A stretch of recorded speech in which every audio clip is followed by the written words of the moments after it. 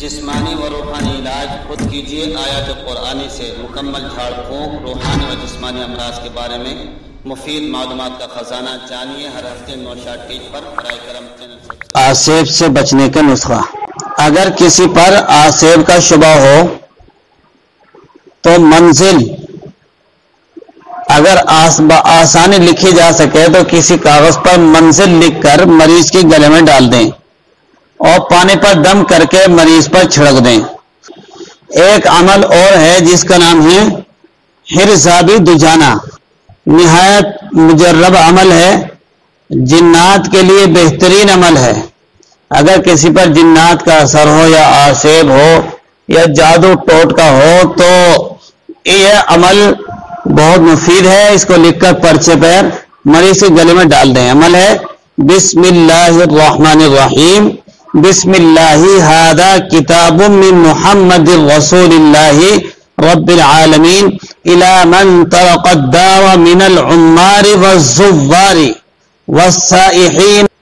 الا طارقا يطرق بخیر یا رحمن اما بعد فإن لنا ولکم فی الحق ساعة فإن تک عاشقا مولعا او فاجرا مقتحما او رائعا حقا مبطلا او راعيا حقا مبطلا هذا كتاب الله ينطق علينا وعليكم بالحق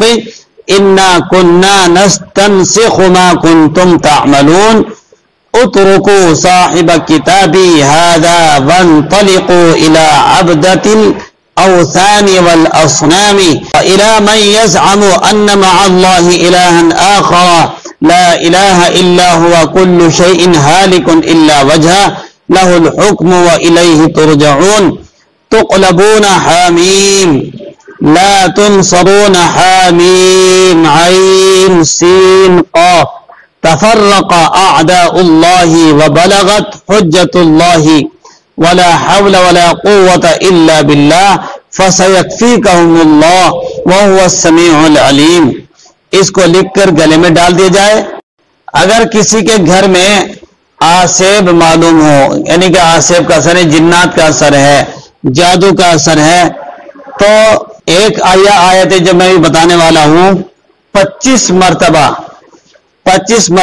4 کلو پر پڑھ کر گھر میں چاروں کونے میں گاڑ دیں۔ بسم اللہ الرحمن الرحیم انہم یکیدون کیدا واکید کیدا فمہل الکافرین امہلہم رویدا۔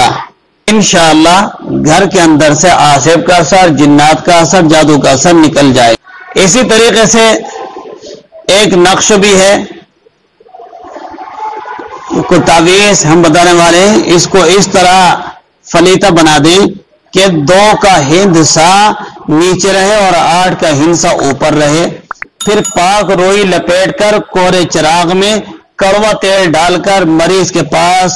اوپر کی طرف یعنی ہندسہ 8 کی طرف سے روشن کریں۔ اول روز ایک فتیلہ جلا دیں، پھر ایک دن ناغہ کر کے دوسرا، پھر ایک دن ناغہ کر کے تیسرا، انشاءاللہ مریض کو شفا ہو جائے گی، جنات بھی بھاگ جائے گا، آسیب کا اثر جادو بھی ختم ہو جائے گا۔ فتیلہ یہ ہے، دیکھیے۔